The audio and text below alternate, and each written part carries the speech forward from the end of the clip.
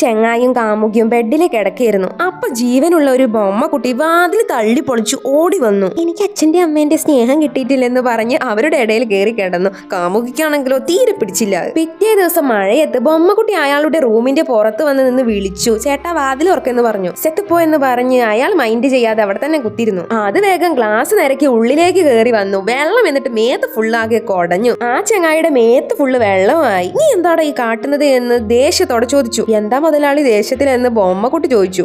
നീ എന്റെ ബെസ്റ്റി ആണെന്നാണ് ഇപ്പൊ നാട്ടുകാർ പറയുന്നത്. അത് കേട്ട് എന്റെ ഗേൾ ഫ്രണ്ടും ഇപ്പൊ ഞാനും നിന്റെ ബെസ്റ്റി ആണെന്നാണ് പറയുന്നത്. കേക്കലെ സത്തമായെന്ന് ആ ബൊമ്മക്കുട്ടി ചോദിച്ചപ്പോ ചെങ്ങായി വീണ്ടും ഒച്ചത്തിൽ പറഞ്ഞു കൊടുത്തു. അതിനാണെങ്കിലോ ദേഷ്യം പിടിച്ചു വേഗം ഓടിപ്പോയി മേത്ത് കയറി ചെവിക്കൽ നോക്കി നല്ല അടി അങ്ങ് കൊടുത്തു. അതിന്റെ കയ്യിൽ നിന്ന് ചെങ്ങായിക്ക് നല്ല അടിയും കിട്ടി. ഓടിപ്പോയി ബുക്കും കുപ്പിയും പാട്ടയും ഒക്കെ അയാളുടെ മേത്തേക്ക് വലിച്ചെറിഞ്ഞു. അത് പോയി ഫാനിൽ തൂങ്ങി നിന്നപ്പോ അയാൾ പോയി ഒരു ലാമ്പ് എടുത്ത് അടിക്കാൻ ഓങ്ങി. അയാൾക്കന്നെ നല്ല കിട്ടി. അത് പോയി റേഡിയോയുടെ ആന്റിനെ വലിച്ചുപോയി ചെങ്ങായിയുടെ പാന്റ് ഊരി അതുകൊണ്ട് നല്ല അടി അങ്ങ് കൊടുത്തു. എന്ത് ബെസ്റ്റ് എന്നോ എന്ന് പറഞ്ഞ് നല്ല അടി അങ്ങ് കൊടുത്തു. അപ്പൊ ആ ചെങ്ങായി നേരെ പോയി ചവിട്ടി അതിനെ നേരെ പോയി തട്ടിയതോ മേശയിലോ. TV ഇളകി നെഞ്ചത്ത് വീണു.